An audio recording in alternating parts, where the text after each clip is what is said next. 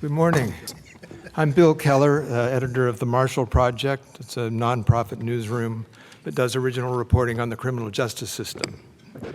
I'm going to introduce my fellow panelists briefly. There are full biographies of them in the program, if you're curious.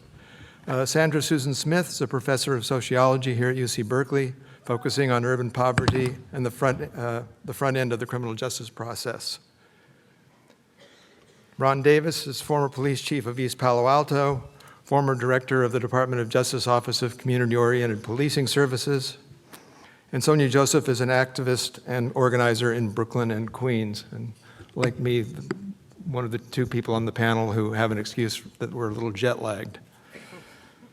I've been assigned to start by throwing out a few thoughts, and then each of the panelists will have some time to discuss issues of particular concern to them, and then we'll invite the audience into the conversation. The Kerner Commission emphasized that the problems of criminal justice were inseparable from the problems of jobs, schools, housing, and institutional racism. That's absolutely true, but not always helpful. It can become an excuse to say, why focus on incremental things like bail or racial profiling instead of the underlying crisis of racism and inequality? Focusing on the day-to-day problems of policing and incarceration is treating the symptoms rather than the disease. I say, so what? When the flu hit our household a couple of weeks ago, we threw everything in the medicine chest at the symptoms. Other panels at this conference will deal with the disease. This panel is going to focus on some important symptoms, specifically dysfunction and inequities in law enforcement, courts, and prisons. I have a list of 6 points that I want to make as a way of framing the conversation or starting one. First, despite what you've heard from the Oracle and the Oval Office, crime, including violent crime, has been going down since 1991. At the same time, incarceration has been going up astronomically. In 1972, when I was starting my newspaper life a little north of here at the Oregonian, 93 out of 100,000 Americans were in state or federal prisons. By 2008, the incarceration rate had grown sixfold, from 93 to 536, and it's hovered in that vicinity ever since. That's not counting the hundreds of thousands held in county jails on any given day, or those confined in the juvenile justice system, or immigrant detention. We are world leaders in locking people up, especially people of color. An African American is 6.4 times more likely as a white person to be incarcerated. There are many theories to explain these two trends, the decline in crime and the soaring incarceration rate, and I don't have nearly enough time to list them here. But the tough on crime crowd is certainly right that one reason crime went down was that incarceration went up. More young men caught with guns and drugs, more low-level crimes punished with draconian sentences, helped make our streets safer. So in a sense, you could say that mass incarceration works. But as a crime-fighting strategy, incarceration is massively expensive, insanely inefficient, and shamefully inhumane. Point number 2, several speakers have already noted that one unusual thing about the Kerner Commission was that it was genuinely bipartisan, represented a spectrum from liberal to conservative. The same thing is true of the current movement for criminal justice reform. The fact that there are huge budget costs and social costs to the way we incarcerate people is not exclusive to the left. Libertarians, fiscal conservatives, evangelicals, and policy wonks on the right have found a small patch of common ground with the left on issues like pretrial diversion, indigent defense, sentencing, parole, rehabilitation, bail, and asset forfeiture. You will find the Koch brothers arm in arm with the ACLU. 3, although there is a substantial conservative movement for criminal justice reform, it does not include Donald Trump or his Attorney General. You should not hold out a lot of hope for things like reducing mandatory minimum sentences. 4th, most law enforcement, most jurisprudence, and most incarceration takes place at the state and local levels, and at that level, a lot is happening, including in red states.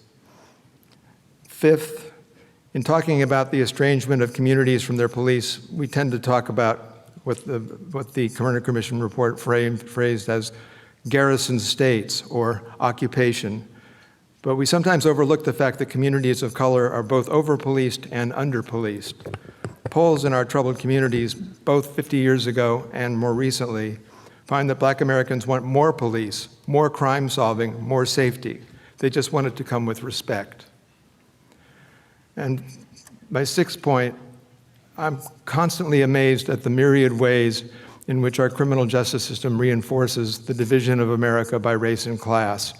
Drug laws, bail laws, fees and fines, the neglect of prison education and reentry programs all contribute to a malign cycle of inequality. And I wanted to just cite one example that we wrote about at the Marshall Project last year. If you're arrested in Los Angeles County or Orange County and you don't want to go to Los Angeles County Jail, and trust me, you do not want to go to the Los Angeles County Jail,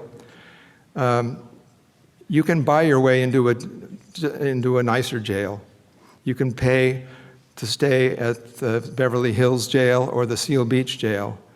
It's, to me, one of the most dramatic illustrations I've run across of the fact that we still have a two-tier justice system. To start us off, we have a virtual panelist. Chief Chris Magnus was for 10 years the chief of police in Richmond, where he established a reputation as an effective reformer. He's now chief of the Tucson Police Department. He couldn't be here today, so we did a video interview, and we were planning to run some excerpts of it before the people live on the stage get their say. Every profile of Chris Magnus notes that he's the only openly gay chief of a major law enforcement agency, which I think says a lot less about him than about the culture of policing.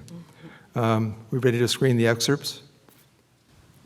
I think one of the biggest takeaways is how police departments, really of any size, that are not engaged with their entire community in the right way, not just from an enforcement standpoint, but also from the standpoint of relationship building, really listening to each other, understanding what different neighborhood and community priorities look like, really having a robust complaint process that people feel is legitimate, giving officers the training they need to address things like unconscious bias and to know what practicing procedural justice means. How important is it that the police force reflect the diversity of the community itself? Well, I think it's very important. Residents of any city, I think, want to see that police look at least reasonably like them, and that applies to more than just race. I mean, I think we're talking a challenge that many departments are continuing to struggle with. I know we certainly are here in Tucson when it comes to women, for example. We're grossly underrepresented. If police are out there establishing relationships with young people in different neighborhoods of a city early on, if they're in the Boys and Girls Club or the Police Activities League, or they're going out and they're looking for opportunities to have conversations and relate to kids other than just, enforcing the law. I read that one of the small things, but striking things that you did in Richmond was have officers who have beats give out personal business cards with their cell number on it, so that when somebody wanted to contact a police officer, they didn't have to call 911, but they called somebody they actually met. Right, precisely. And we have officers handing out business cards here in Tucson as well. I mean, there's really no reason not to do this in this day and age. Many, if not most, police departments issue work cell phones to their employees. They have police officers have email.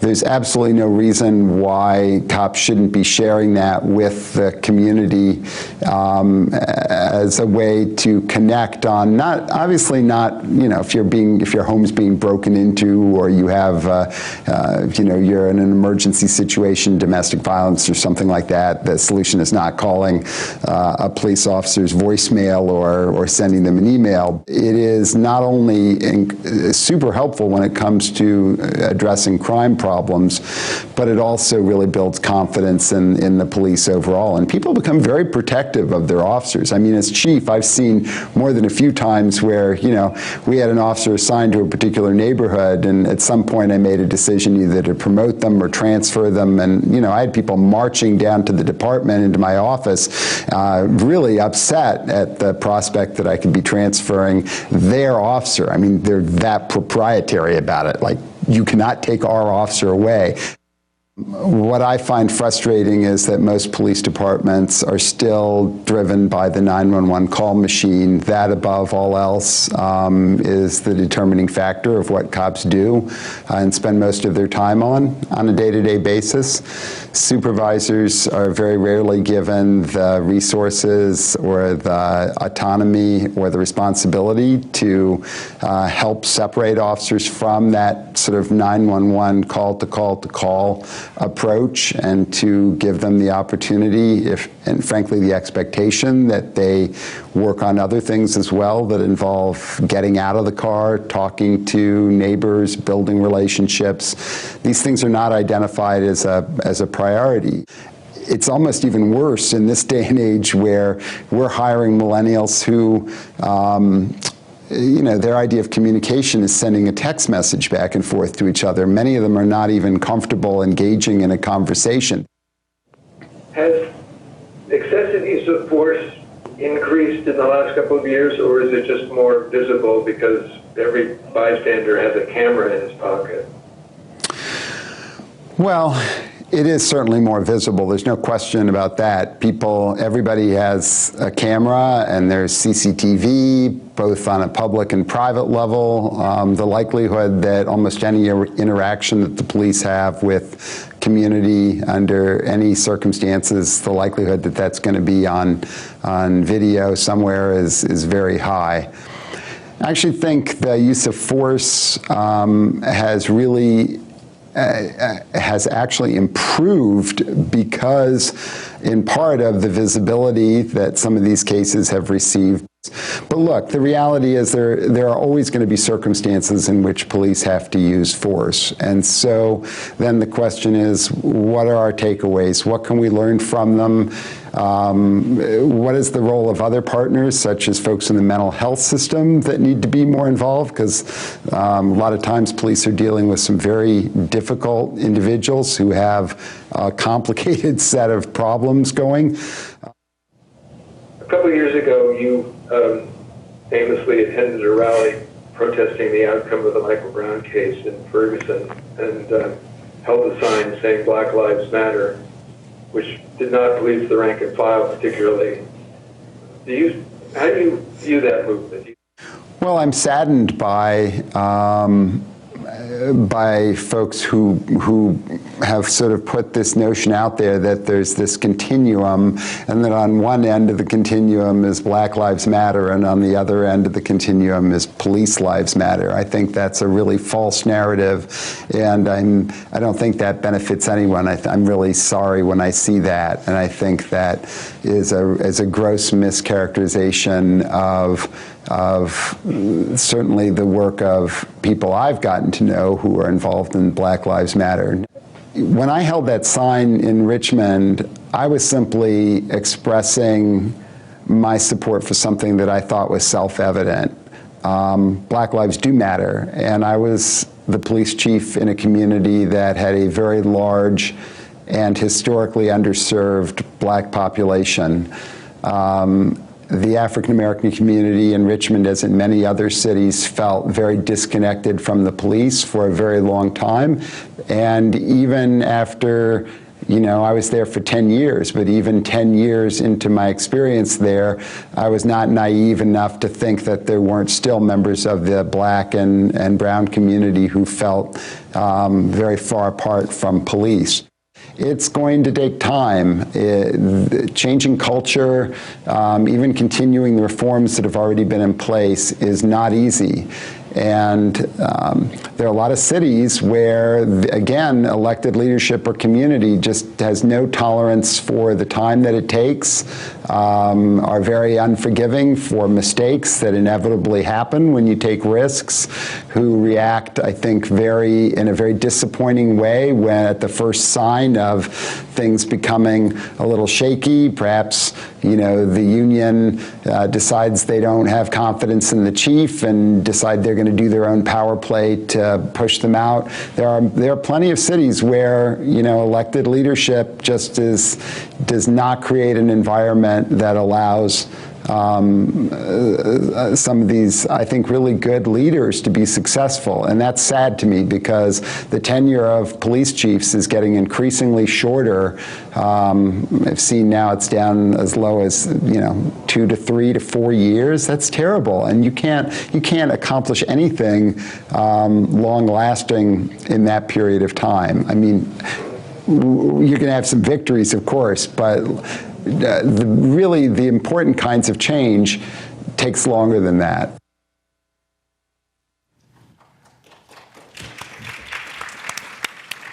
I'm afraid you can't hear your applause, but it's appreciated. And I apologize for the sound quality on the questions. It was a Skype interview. I don't want this to be just about policing, but while we're on the subject of policing, maybe we should hear from Ron, who's been there. So thank you, Bill. Good morning, everyone. Okay, you can still love a cop. Good morning, everyone. Okay. So just a couple of minutes that I have, I want to talk to you about policing, but from what I think would be a relatively unique perspective. And I think that's what I bring to the job, or had brought to the job. So for me, policing, I look at it in perspective as being an African-American male. So as a black man, as a black father of 3, one being now a 20-year-old black male, and the concerns I have, and as a black cop. And you would think that these 3 should be very complementary of themselves, but in fact, in many cases, they are not, and they're actually in conflict. And so when I look at the 50 years since Kerner, and I'm 54, then the vast majority of my life would describe that period of time.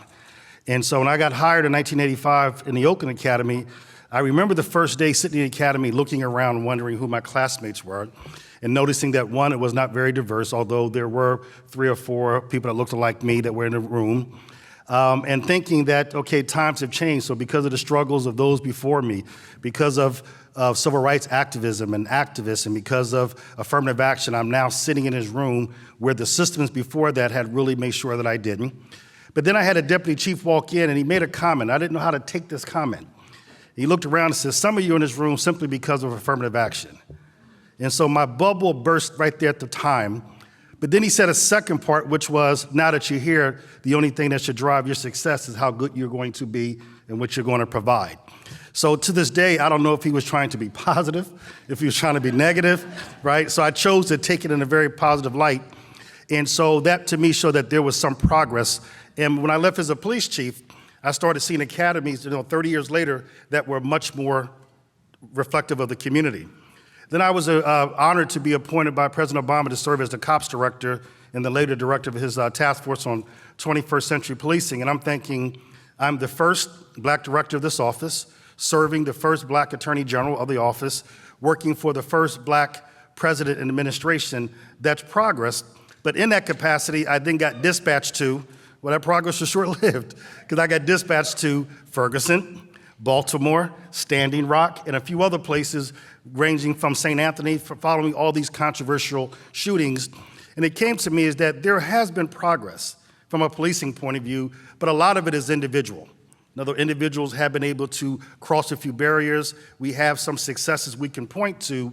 But I think the challenge over the last 50 years and the challenge for the next 50 years are the systems in which we operate. And too often what happens is when I see a controversial shooting or something go bad in policing, a lot of people will come out and say that the system has failed. And I also come back to them and go, no, actually it didn't. It did exactly what it was designed to do. The system that's in place is the system from the 40s and 50s. It's the system that ensured that police were the tool of oppression. And if we're going to advance policing, then we have to have the courage to say it. This was the system used to keep people in the back of the bus, not to vote, not to demonstrate, not to exercise their rights. The police were the tool of that. And so the system was designed, it was created. Incarceration was just not about public safety, it was about public policy. In other words, enforcing the policies at the time that were into segregation and things of that nature. And so when you look at most police departments today, they are constructed, they are organized, and they are still embracing many of the same policies from the 50s and 60s. Now, the faces that are operating these policies may have changed. And we may have advanced until we have generations coming on the department that embrace diversity more, that are more reflective of the departments we serve, that quite frankly, and I get in trouble for saying this, that are smarter than my generation, more analytical, more technically savvy, more global because of the communications. But we put them right into this system and then wonder why they fall right into the trap. So that diversity then is hard to achieve in the department because the department's culture and systems will override the value of that diversity, which comes in conflict. Am I a cop or am I a black man? And what I hear when I got into the police departments is that you're a cop that happens to be black. And I have to ask, how do you happen to be black? That would suggest that I could choose not to be. And as I would tell my colleagues, one day I will retire, God bless, for being a cop, but I won't retire being a black man. So what I am not a black man that happens to, or a cop that happens to be black, I'm a black man that chose to be a cop. And one should drive the others, right? So I think if we're gonna move forward, we have to understand that we have to make some systemic changes in policing. We have to take a look at everything. Someone mentioned bail reform. We have to take a look at how we fight crime, why we fight crime, and quite frankly, something we have not done in 50 years since the Kerner report. What is the role of a police in a democratic society? What exactly do you want us to do? If you don't answer that question, then my officers will. And it will be to protect and serve, and they could have good intent. The one thing about systems is this: if you have draconian, outdated, ineffective systems, then even good officers will have bad outcomes. An example would be this: the officers didn't decide to do stop and frisk. Elected leaders and police commissioners and executives decided that. So now we tell them to do it, we train them to do it, we give reward when they do it the right way, and then when a report comes out and says the disparities, oops, they need training. They're racist.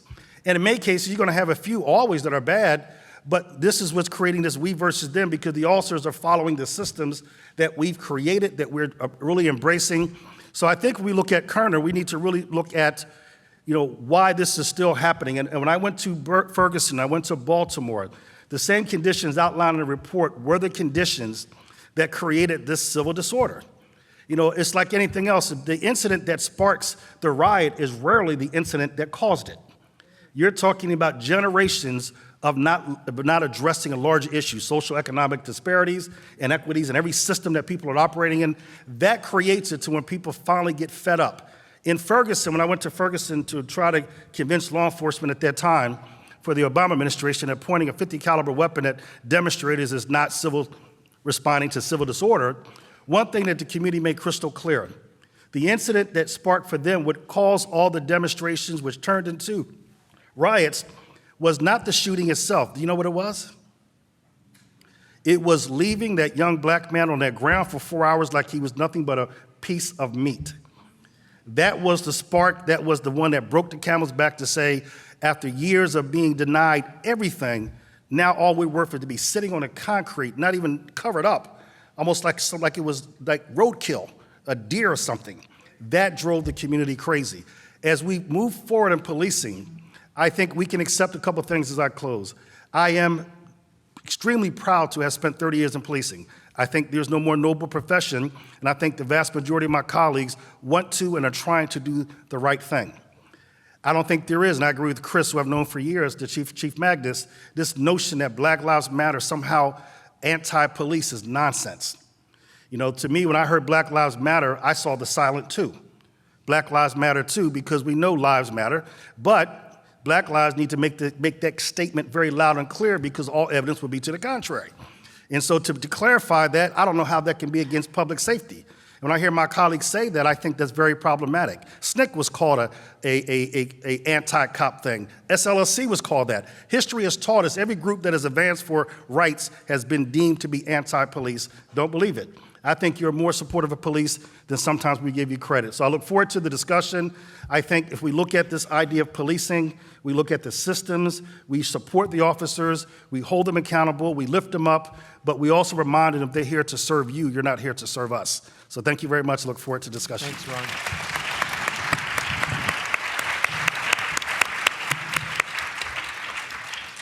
Sandra, your turn. Okay. Good morning, or whatever it is at this point. So I'm going to move or shift the discussion away from policing to mass incarceration and mass criminalization, generally speaking. So the Kerner report was stunningly courageous, I think, and bold, not only in its diagnosis of the root causes of urban unrest throughout the country in the late 1960s, white racism, institutional racism, and discrimination, but also importantly in terms of its prescriptions for change. These prescriptions were sweeping, offering recommendations to address Blacks and Latinos' exclusion from opportunities for stability and mobility. They not only recommended that we undo policies and procedures that created and maintained economic, social, and political exclusion, but they also recommended that we proactively work to promote socioeconomic and political inclusion through unfettered access to high-quality education, good jobs, safe and affordable housing, and a fair, compassionate, and responsive welfare system. Given the policies that emerged in the years following the Kerner report's release, however, federal, state, and local governments appeared as much, if not more, invested in policies of exclusion and seclusion even more, or as ever.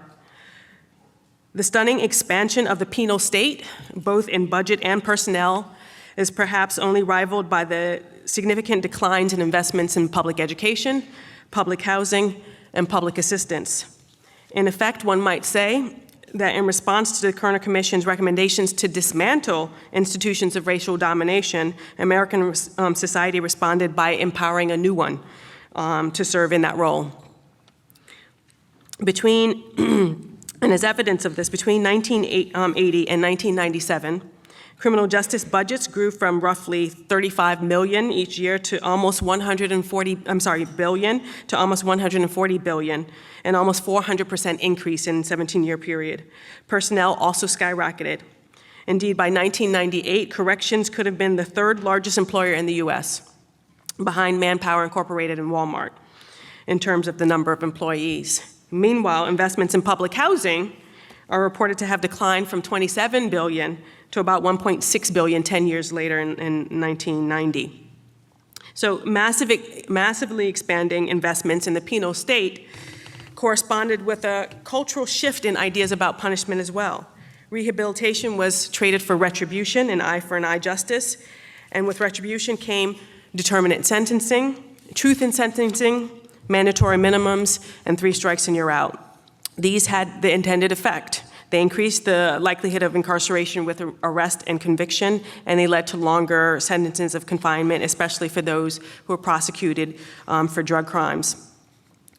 Even if the effects of mass incarceration, mass criminalization had been experienced equally across various populations in the US, the massive expansion of the penal state should cause us to collectively pause and consider how we came to this particularly barbaric response to socioeconomic and political alienation. But it didn't. Its reach into some communities was far greater than in others. So this cultural shift, led to remarkably higher rates of incarceration, as we all know, rising some 600 to 700% from the mid-1970s to the late 1990s. But its impact on Blacks was severely disproportionate. For whites, the incarceration rate was roughly 300 per 100,000. For Blacks, it was about 2,000 per 100,000. If we were to narrow the focus to young Black men who had who less than a high school diploma, the figure is more in the range of 4,000 per 100,000. And accompanying these dramatic increases was an equally stunning increase in the numbers of men and women under community supervision, from 1.8 million in 1980 to 6.5 million 20 years later. And there are, of course, major consequences that we all know to criminal justice involvement. And these can't be overstated. Not only does criminal justice contact lead to very negative outcomes, all things considered, the effects tend to be worse for people of color, thus exacerbating inequalities by race and ethnicity. So on an individual level, we know that having criminal justice contact reduces the likelihood of working fewer hours per week when you do work, and getting lower wages. In part, this is because federal and state governments have restricted access to government employment. They have also enacted numerous provisions against hiring or extending licenses to justice-involved people for government-related private occupations. And the result has been devastating. So this is above and beyond employer discrimination. The result has been devastating. Nationwide, nearly 800 occupations are formally off limits to ex-felons. In Florida alone, 40% of jobs in large employment sectors were revealed to be off limits. Even for defendants, legal stigma forecloses the possibility of access to jobs while their cases are open. And thus, they're also vulnerable to sanction even before the cases are adjudicated.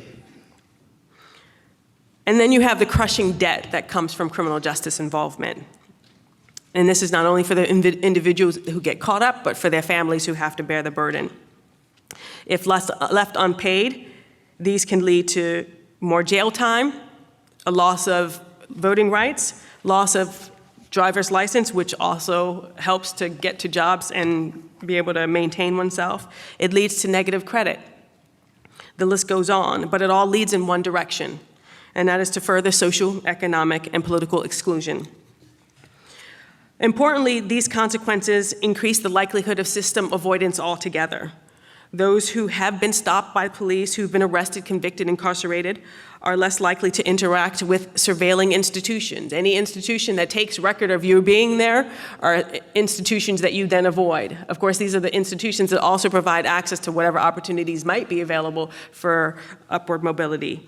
And so we've effectively made it so that people opt out of participating in mainstream institutions. There are effects, of course, for families, social networks, mental health issues among mothers and the children of prisoners. Partners have a higher risk of job loss, housing instability, and welfare receipt. And then, of course, there's a devastating effect on communities because we don't randomly choose the neighborhoods that we police in and incarcerate from. The state has essentially achieved race and class selectiveness by targeting specific geographic zones, and doing so has guaranteed that the residents of these neighborhoods are the primary beneficiaries of our expanding penal state. So for instance, in New York City, more than 50% of prison admissions each year come from 5 neighborhoods. In Wichita, Kansas, 1/4 of all people on probation and parole live in 8% of the city's neighborhoods.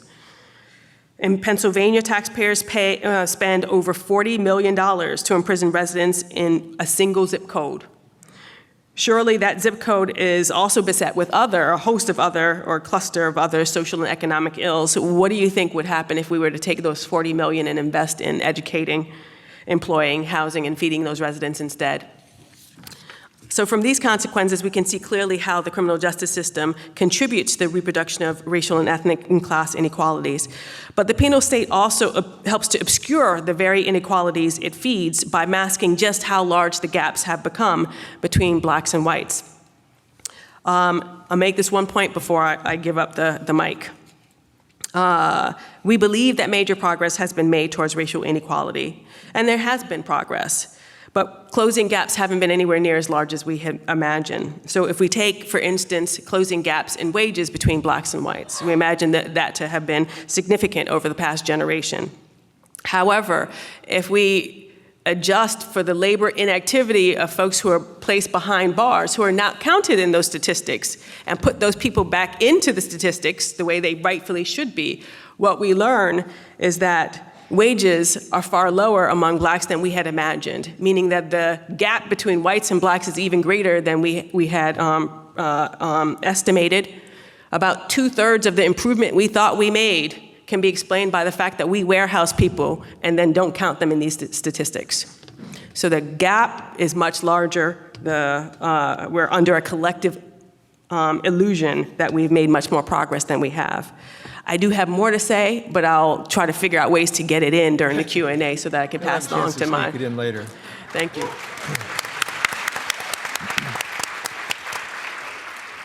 It's a really good point about the statistics on improved job situation. Sonya, your turn. Hello, everyone. Good afternoon or good morning. My name is Sonya Joseph. I'm here from Faith in New York. I'm from Brooklyn, East New York. I organize faith communities, clergy, faith leaders to help them develop social justice ministries and help get them active in social justice issues. I do this work. Let's go to the next slide. Oops. The reason why I do this work is to end racial discrimination and white supremacy. A description of where I grew up is East New York, Brownsville, in the New York City area. It's actually known and framed as the murder capital of New York City. So I've been raised around excessive police presence my entire life, living close to precincts, always seeing police within my schools, and even living walking distance from a juvenile detention center. My second police encounter was in 2012, where I was arrested for a warrant, an outstanding warrant for being in the park after dark that I received when I was 17. When I received that ticket at 17, I was with a friend as well as a bunch of other friends that were in the park playing basketball on the other side, and I was approached by the police asking what I was doing there, why I was there, what I was doing. I was only swinging on the swings, and I still received a ticket. There was no sign or indication that the park was closed.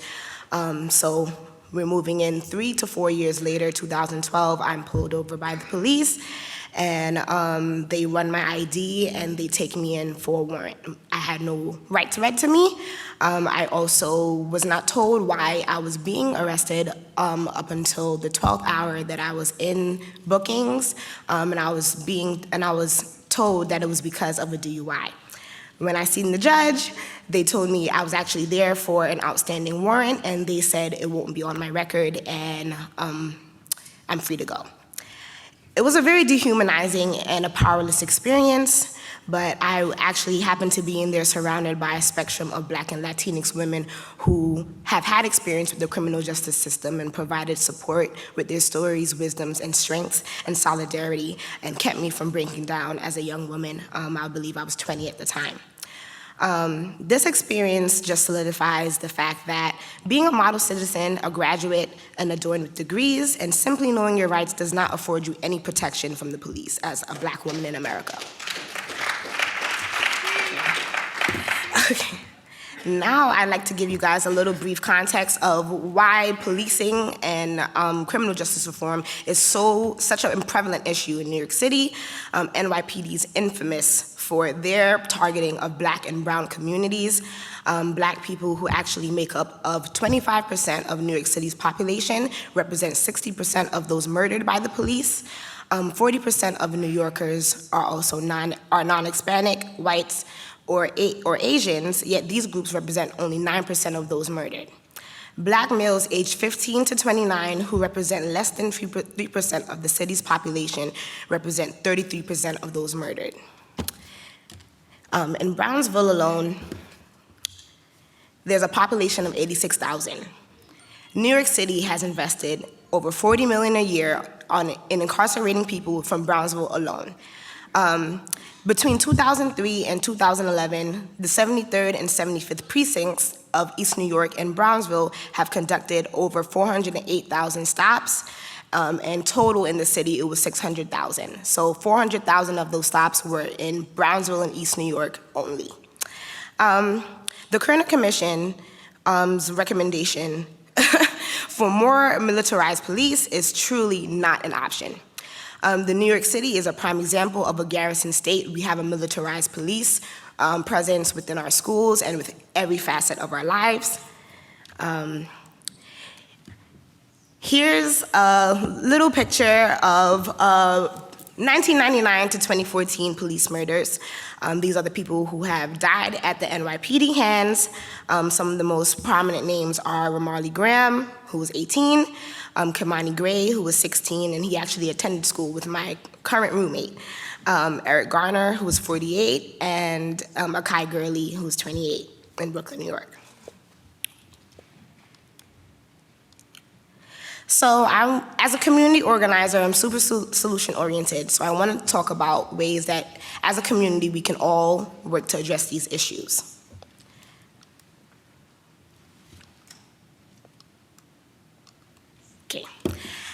As a nation, we need to call for an institutional police reform. There needs to be cultural competency tests that assess implicit bias, data tools that also assess mental illness, and also train the police on how to address these situations. There's also need to be proper forms and systems of punishment and accountability of civil rights violations and independent investigations conducted on our police departments. An example of this is something that we're doing, that we called for the state, is the Police Statistics and Transparency Act. The Police Statistics and Transparency Act is something that was introduced by the Communities for Police Reform, and it calls for a public accounting of police activity, accurate collection of policing data and how it impacts the community, as well as a total number of arrests and tickets for violations and misdemeanors. It also calls for a collection of data that describes racial and ethnic, that includes race, ethnicity, age, and sex, and charge those of those people charged with violations and misdemeanors, and also a total number of people who die in police custody. In the city, I believe that we can develop systems for accountability and transparency within our police departments by combining resources of citywide organizations to combat the issues that are prevalent in our community that cause crime. Number one issue is poverty. Number two, mental illness and PTSD needs to be addressed, as well as trauma, substance abuse, service, political education, and just youth empowerment. In our community, I believe that we can advocate for new leadership, police and politicians who are representatives and are directly from our communities that we already have developed relationships with, that we already know should be at least a percentage of our police departments and our local precincts. We also need to focus on restorative justice. These are tools that have been used by, These are tools that have been used in Red Hook communities, by the Red Hook Community Justice Center in Canada, South America, South Africa, and by the International Institute for Restorative Practices and Restorative Justice for Oakland Youth. So those are some organizations that you guys can get plugged into. Their focus is on making communities whole after incidents of violence and trauma. So last but not least, I just want to talk about how it's important for us as a community to just invest ourselves in changing the narrative of crime and of these inner city communities and investing ourselves in the humanity of these people. We need to affirm their narratives, we need to affirm their histories and provide resources and remedies to accommodate that. And I believe that we can do that together by mobilizing ourselves, educating ourselves, healing, and also just taking more initiative in who represents our community. And with that being said, I'm done. Thank you.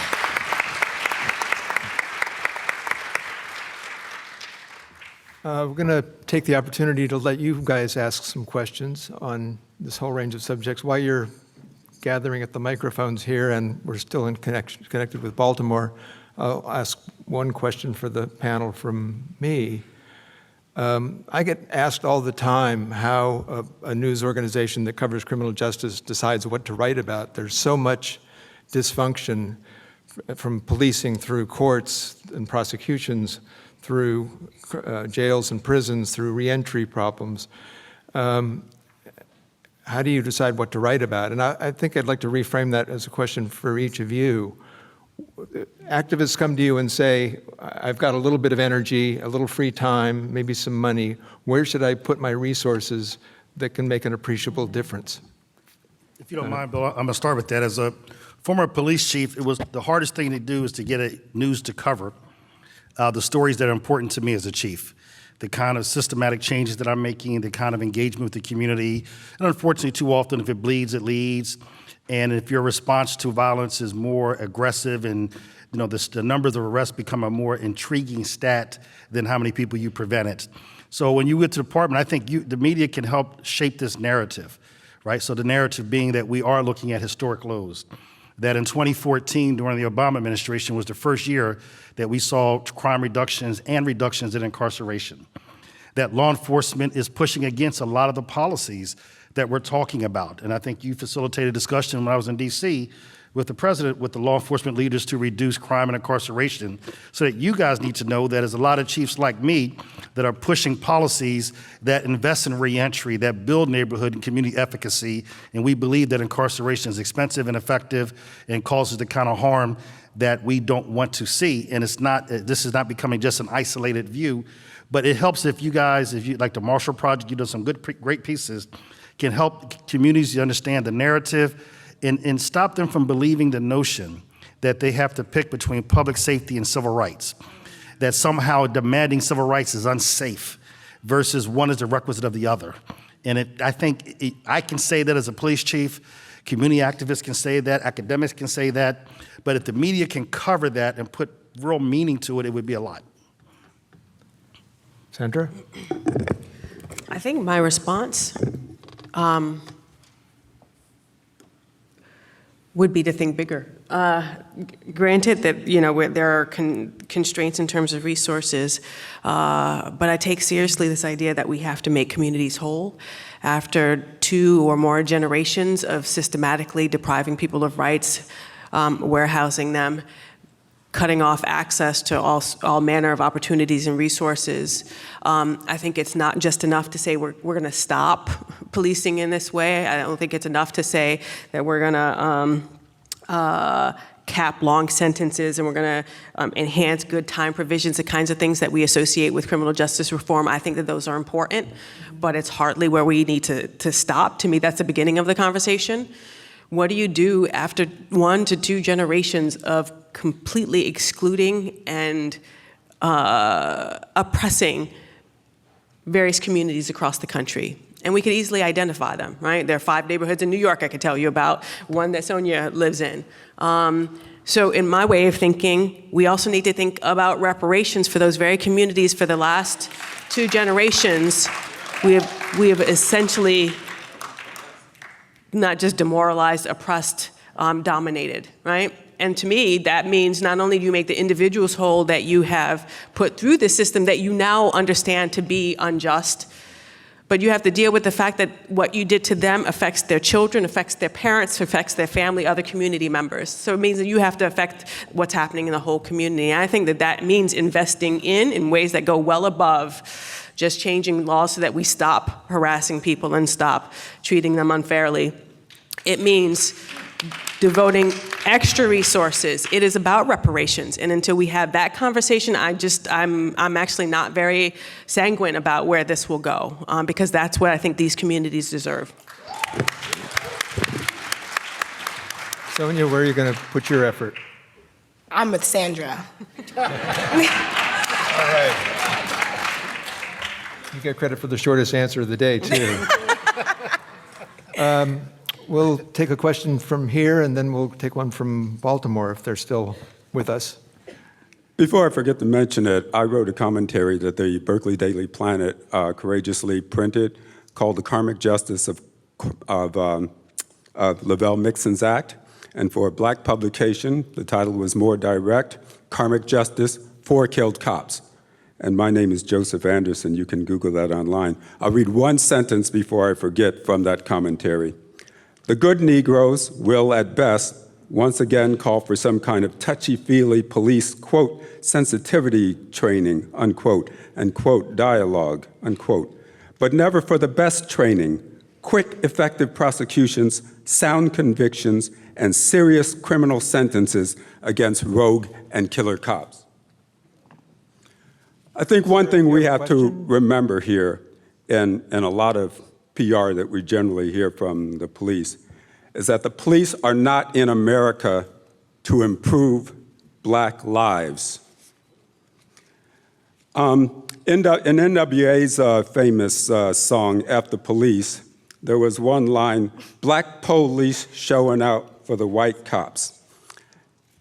Diversity by itself is not just the answer. I've been arrested stopped for every kind of being while Black, and lastly for jogging while Black in my Euro chic neighborhood, they call it, of Rock Ridge, and by a black and a white cop. And it was a black cop who slapped the handcuffs on me.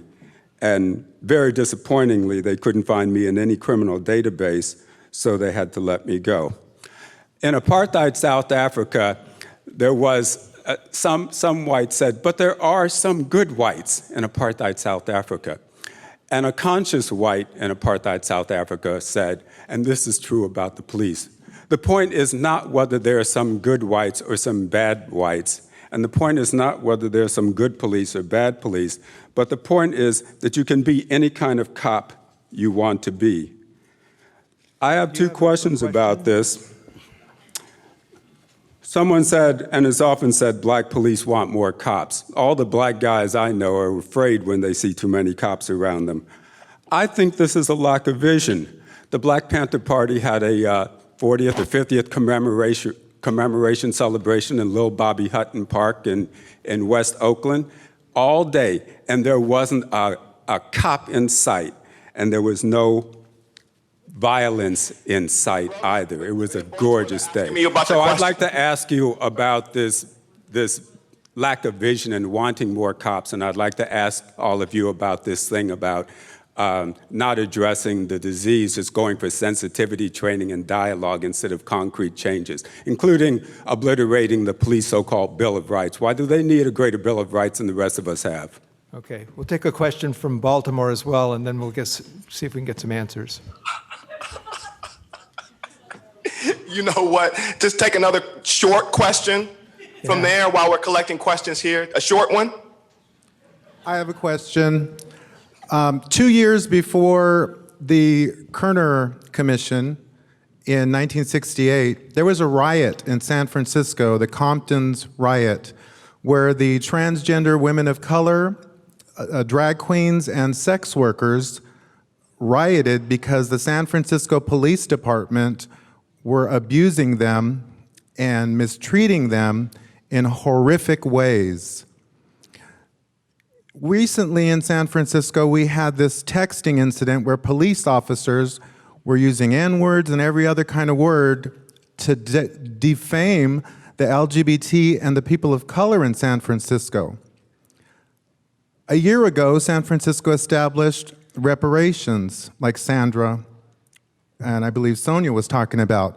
We established the Compton's Transgender Cultural District to commemorate the Compton's riot. And the city of San Francisco gave money to fund the district to provide job training and to provide grants for businesses. What else do you think could be done for reparations? Thank you. Okay, does anybody hear anything that sounds like a question they wanted? I think the question about how you, about diversity in the police force is one that lands on your plate. Let me start with the diversity, then I'm gonna get to the San Francisco report. So one of the things that we're finding out through research is that just the diversity alone, there's a lot of police departments that are predominantly of color. Baltimore is a good example, Philadelphia, where you have a pretty diverse department, and it's still the culture and the systems that will end up dictating it, that your diversity has to go to such a level that it would override that culture. That's what I was alluding to in the beginning. So I think you're right, just getting officers to look a certain way is a step, but if that's all it is and you're not changing, and you're right, I'm not talking about a few classes here, and you have to change the culture of policing to address that. San Francisco is a good example.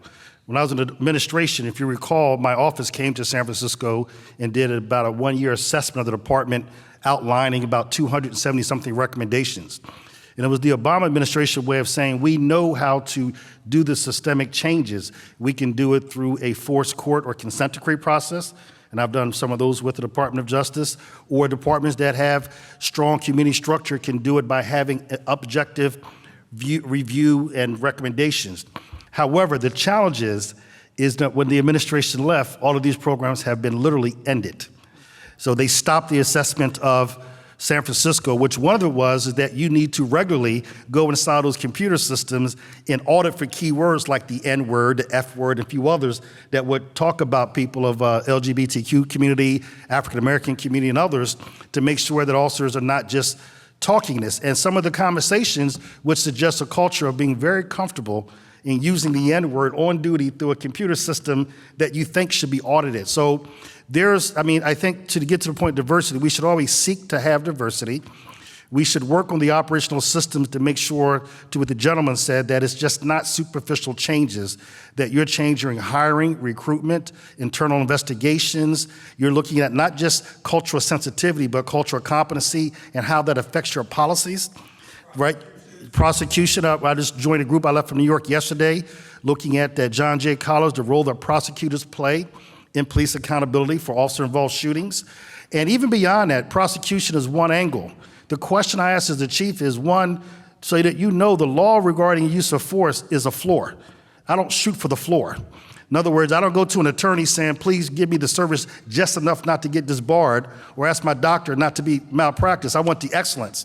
So the law may say this, but we still need to ask the question is, even if the shooting was legal, was it necessary? Could it have been prevented?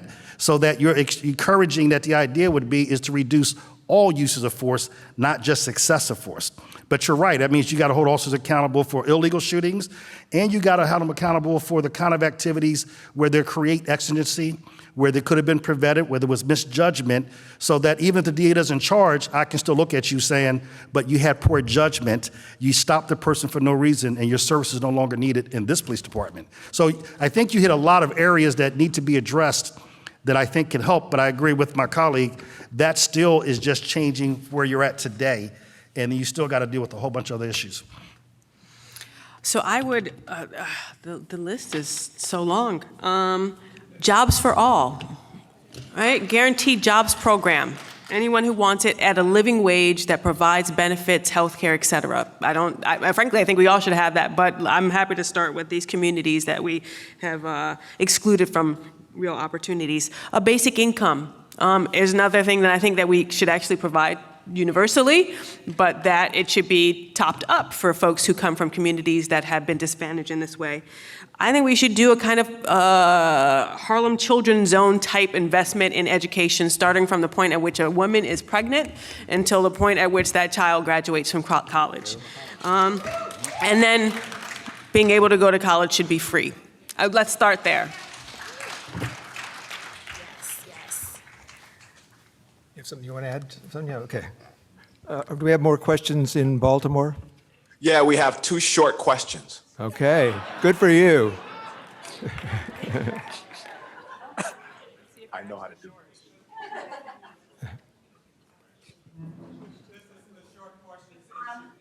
this. Short questions and no microphone. Yeah, we're working on it. Say the question and I'll repeat it. Great. So my question is, these jobs, like Jobs for All, which I want to see, I'm having a hard time imagining what it looks like when the number of people incarcerated or disadvantaged are brought to a level of equity. I'm having a really hard time imagining what that equitable job with wages looks like for them, and if we can actually operationalize it. So the questioner has a hard time imagining what a Jobs for All program kind of looks like, particularly if you add an equity component, given that the incarceration rate, the number of folks who are incarcerated is so large. And give me just a second and we'll have our second question. Come on. More than 1 million Americans have been killed by guns in the United States since 1975. What are the biggest things we can do to reduce that carnage? Okay. So I'll go to kind of go back to the gun part, and I'm giving you my personal views, is where I think the discussion is right now. We definitely need to have room for reasonable gun control and gun safety measures. We definitely need to make sure that there is, I spent 4 years in the military before I became a cop, and some weapons were designed for the military for a legitimate purpose, was not designed to be in communities. And that is some of the gun violence that we're talking about. So when we talk about gun violence too, we have to expand the definition that gun violence is one, obviously mass shootings, but in many of our communities, we just have that on a very small installment plan. In other words, it's 1 a night, 2 a night, 3 a week, and they're communities of colors, and they may not be assault rifles. So it goes back to all the other stuff that we're talking about. With the job part, if I can say this, even with the job, I like to think that I'm a progressive police chief, but I got to be very honest with you, I didn't start that way. I started really hardcore. And if you asked me 20 years ago, what was reentry? And I go, I believe in reentry. My job is to reenter every parolee back to prison. That's what I was taught when I came on. I ran into the late, great David Lewis, who has spent 17 years in prison, that helped me see a different way. And I got tested within 6 months of being a police chief when one of my officers was killed by a gentleman that was 22 years old out of prison for 3 months. And so my community and I had a different way of looking at it. And so we went to the state, got legislation that required the state of corrections, Department of Corrections, to give us money to do the first police department reentry program that basically provided transitional housing, day reporting center, job training. And we found out that we could take recidivism rates from 70% to 14% without putting a single handcuff on.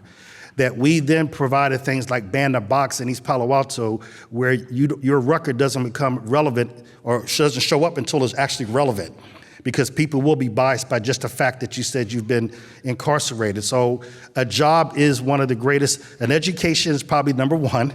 A job is number two, but you have to understand all the hurdles to getting a job.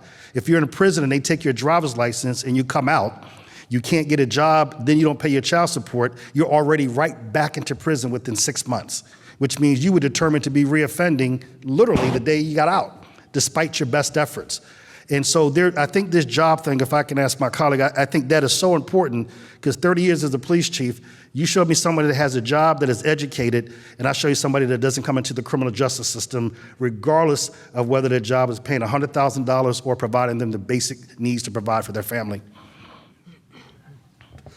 So I might have misunderstood the question. I understood it to be a question about how possible it was to invest in jobs for all, given how many people have been caught up in the criminal justice system. It's about cost. How can we afford to do this? And then it just reminds me, I'm always brought back to the hidden welfare state. There are all these policies that are in place that funnel money to solidly middle and upper middle class folks on a regular basis. I take for granted so much of what I get. And the tax system, because it comes through my taxes, I don't really see it as something that I'm getting as welfare. I take it for granted as something I've earned, right? So for instance, the mortgage interest rate reduction, which was recently affected by the changes in the tax code, would cost the U.S. about $75 million a year. And that went to people primarily who owned homes or had mortgage loans that were in the order of $1 million. That's going to people who already have means and don't need much else help to get by, right? We have a whole host of policies and that privilege and increase access to wealth for people who already have wealth. Why are we supporting those kinds of programs when we could funnel those monies away from the people who can already take care of themselves and provide access to opportunities and supports for those who for whatever, because we live in a capitalist economy, will suffer at some point or another, provide the supports that they need to get through. So I actually see this as quite doable. Like, I think it's possible. It's not a matter of us not having enough wealth to get by. It's a matter of political will. And time again, we choose to reinvest in the very wealthiest, as opposed to directing our resources to those at the bottom so that they can survive and thrive. So that would be my response to that question. I would add, as far as the investment in terms of the community, I do believe that we need to evolve vocational trainings and those programs that we had. A lot of, during our industrial revolution, there was a boom around jobs that were able to fulfill, that Black people were able to fulfill, but I do believe that we have not modified that to accommodate the 21st century and the technological age that we have. And I do believe that through training, providing trainings around data, coding, things that are currently app development and things like that in our community, in our youth, I feel like would be very, very powerful, as well as with people, as well as adults. I do believe that with the investment of welfare and of help, I believe that is very necessary, and I don't believe that people who are working should be excluded from those things. I do believe that as far as when we consider the context of Black Americans, we do need the help, and we still need the help. And honestly, if it comes to the point where we need to come together and do cooperative economics so we can have a boom in land and business ownership, that may be what we need to do as a community. That remedy, I'm not gonna say is gonna apply to every other race, but we're in a unique circumstance in the Black community of disenfranchisement and the lack of resources and the lack of power that we've had to invest in these areas. So I do believe that through cooperative economics, ownership, proper vocational training will definitely address the issues in terms of ending poverty, which is the #1 cause of crime in our community, beyond mental illness and PTSD and things like that. Hey, Bill, can I add one thing? I also spent, besides being a police chief, I had an opportunity to spend a year as a city manager. And I think what I would request everyone in the room to get engaged with is your local government and understand the budget process, right? The budget for any city is not just a spending plan, it is a value statement. And so when I was in the Department of Justice, the largest budget in the Justice Department and the only one that increased exponentially each year was the Bureau of Prisons, which means all the other investments had to be cut because there's no new money. When you look at a city, when I'm a city manager and I have a certain amount, public safety can go as high as 65% of the general fund. And so when you start looking at things like reentry and investing in the kind of the community-based programs that people are talking about, this is where you get involved and make it clear to your council that you're accounting where the investments are made so that if you have crime challenges, the only response cannot be investing in police. You have to invest in other things. Now, you'll see more and more chiefs say that, which they're still gonna make sure they have sufficient resources to do the job, but if you were to invest all the money, for example, when we ran the reentry program, that's an average cost of $7,000 a year for each person that was participating, with the recidivism rate of under 14%. California penal system was about 60,000, with a recidivism rate in my community was 70%. From a business model, that's just ridiculous. And this is why I think you are seeing a unique opportunity for bipartisan support, because there's a moral issue, there's an ideological issue, and there's a fiscal issue that our current policies just cannot be sustained. But you have to get involved not just at this, you gotta make sure you go into your council meetings, look at your budget, make sure the investments are in the right place. I want to pick up on something that the first short question included, which is a mention of prosecutors. Unlike almost any other developed country on earth, we actually elect our prosecutors. And last year, some reformers decided to take that to heart, and including George Soros, invested money in DA races and succeeded in electing some DAs who ran on reformist platforms in Chicago, St. Louis, Houston, Denver, Tampa, Orlando. And there's, I believe, a bigger effort of that kind underway this year. But the overwhelming majority of district's attorneys run unopposed. How do you get people to pay attention to that critical job? These are the people who have discretion over who goes into the system. I mean, we've talked a lot about the problems of people coming out of the system and re-entering. But obviously, if you could prevent people from getting into the system in the first place, or from being in there for so long, that would be a much more efficient way to solve the problem. I can start. I reference a lot political education, and this is exactly where this comes in. I actually just worked on the Brooklyn DA race in this last primary election, and it was a challenge. I feel like getting people involved, only because people didn't even know what the responsibilities of the district attorney were. So I spent a lot of time conducting trainings on what the responsibilities of your local government were, the district attorney, who you need to hold accountable for certain issues, and the steps and processes that you need to go through in order to make sure this accountability goes through. Oftentimes, I do believe that election cycles come around and people do vote based on somebody that's familiar to them instead of doing true research. And honestly, there is no research that's truly done, and the candidates honestly want you to know the least amount as possible about them, and that's the sad part. So it goes to the responsibility. The responsibility falls on us, and we have to educate ourselves on the candidates. But I do believe that it is the responsibility of community organizations to come together and do this research if we have the access to it and provide it to the community. So one way that we remedied that is through the trainings that we did for civic engagement, teaching you to know your DA. We also did voters guides that had profiles and questions that we asked each of the candidates to respond to in relation to the issues in our community and the platform that we presented as Faith in New York based on our community, clergy, and leaders. So with them committing to that platform and things like that and involving the community in an active way through town halls and through just systems of accountability, I feel like it will create people to have a larger investment on who's representing them and who they should elect. I do believe that there's just a lack of transparency in that process. Good for you. We have We more have two questioners lined up. You have a question there, right? Sorry? So we have two short questions here. You have a question there? You have somebody lined up for a question there? Yes, we've got a couple questions here too. So Okay, so take yours let's and then we'll add on. Start with the woman here. Okay, my name is Rochelle Shaw, and I'm a student at ABSW, American Baptist Seminary of the West. My question, which you all have addressed, is the Kerner Commission said that everything, 50 years ago, here's what the problem is.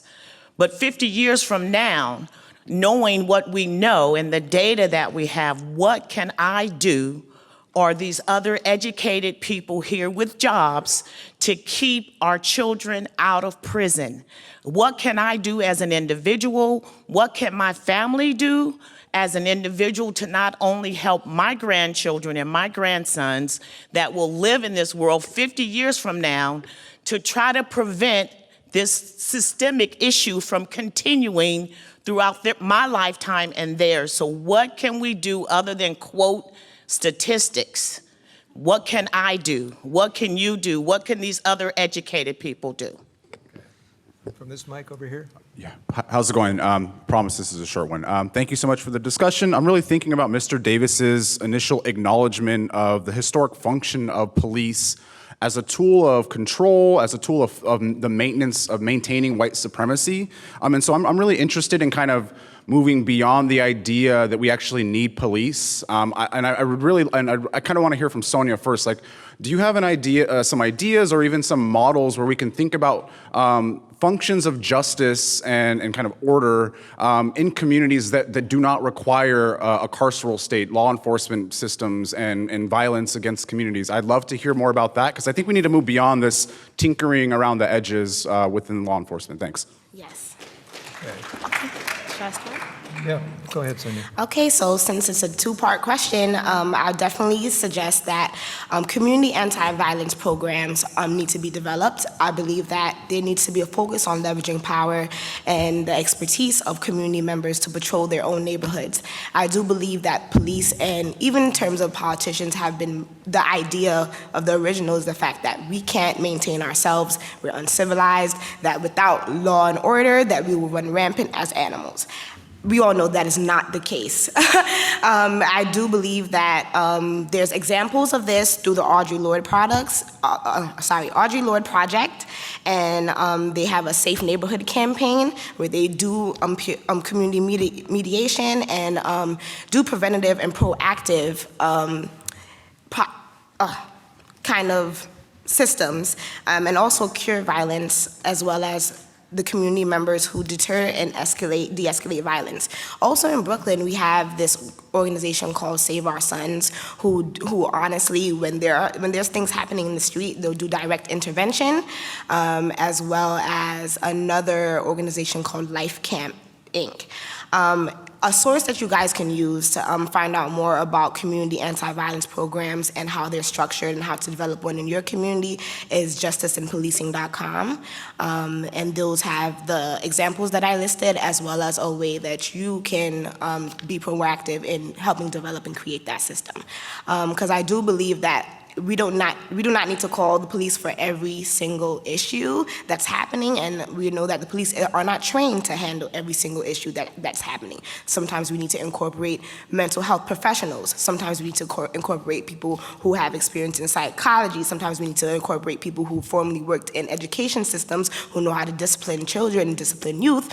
And just relying on those wisdoms of our ancestors to truly focus on affirming people's humanity and not using their actions to dictate how we treat them, and honestly acknowledging the fact that we're all human and we're capable of holding ourselves and each other accountable without police intervention.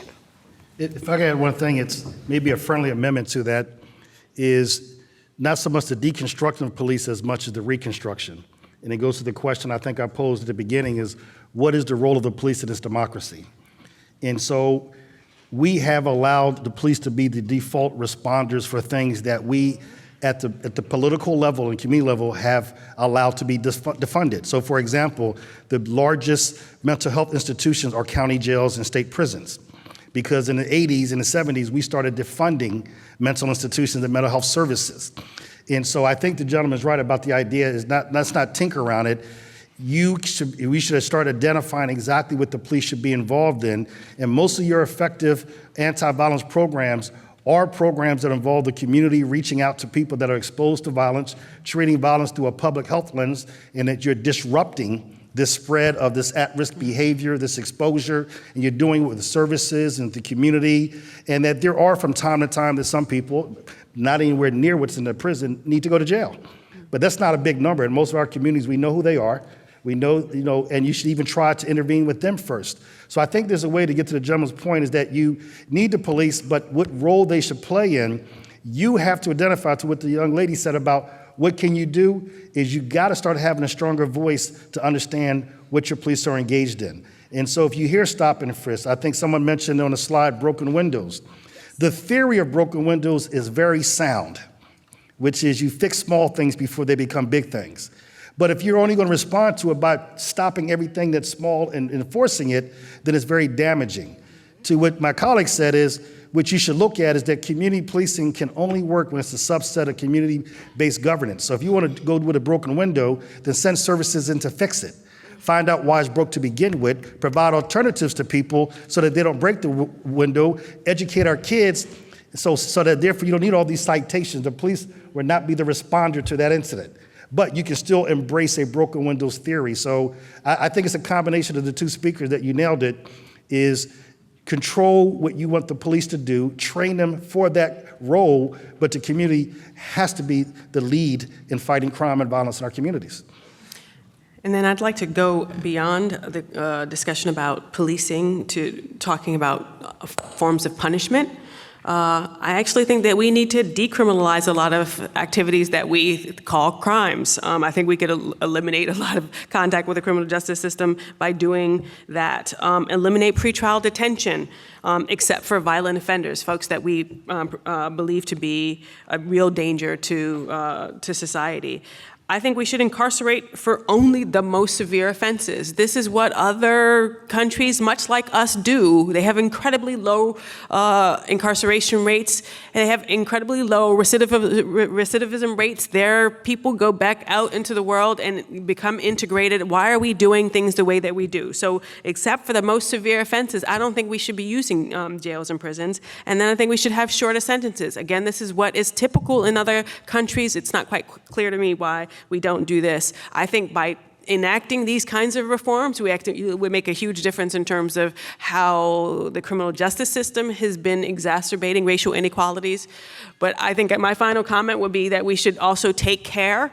The penal state is the most recent dominant form of or institution of racial domination, which follows hypersegregation and follows Jim Crow, and it follows slavery. We dismantle this. My question would be, what comes next? Because unless we resolve the disease, we deal with the disease by dealing with the kind of symptoms that we see manifested through things like the penal state, we're just going to provide room for another kind of institution of racial domination to emerge because we've not dealt with the key issue that is making these institutions so powerful and have such a great effect. Can I just do a quick cheap plug?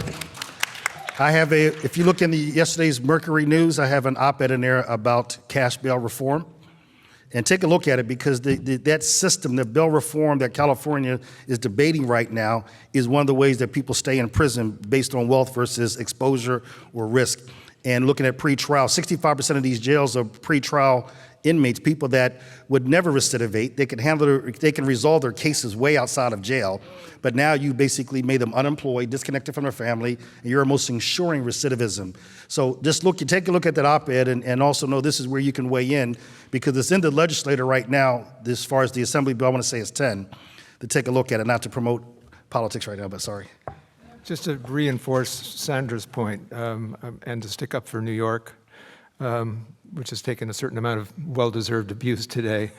For the last several years, New York City has reduced both its incarceration rate and its crime rate precipitously. There's a long way to go in both counts, but if New York can do it, other places ought to be able to do it too. New York, New Jersey, and California have reduced their prison and jail populations by an order of 25 to 30 some odd %. Yeah. California's and the red state of Texas, believe it or not. Yes, that's I'll true. also say the Mayor de Blasio and Governor Cuomo are making moves towards closing Rikers. So that's been recently announced. So, yeah. We're down to 2 minutes, and lunch is at the other end of those 2 minutes, so I think it's a popular.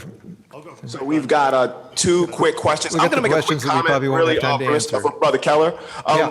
You started with statistics talking about how mass incarceration may have a partial effect on the falling crime rate. It's important to note that the drop in crime wasn't just a United States thing. It was a thing in Canada. It was a thing all over the world. And most of those states did not have the same approach to incarceration. So we can say it's incarceration, but when we extend the scale a bit, we realize that was a global thing. That wasn't really related to mass incarceration policy at all.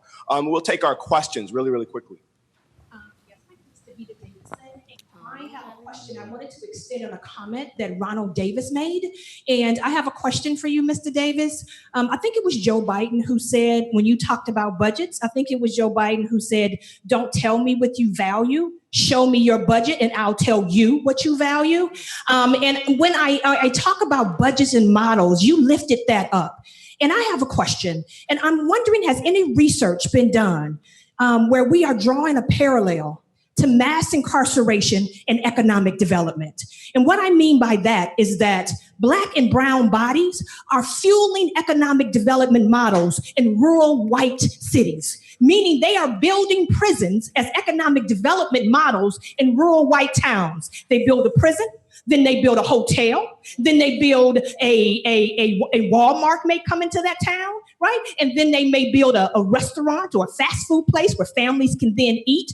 And so I'm wondering, as we begin to input these strategies and initiatives to decrease incarceration for Black and brown bodies, what's going to happen to those small rural towns who no longer have an economic model where they're building prisons off of Black and brown bodies? And with that, our time is officially up. We have one more question. We're out of time. Jones here. I'm sorry, we're out of time. They've pulled the plug. So if I had the time, the question I would pose is, given the fact that when Black youth are experiencing crime in their schools, the quick response is gun-free zones, and actually addressing the issues such as the violence as a response to what the issues are. I'm really panicking here.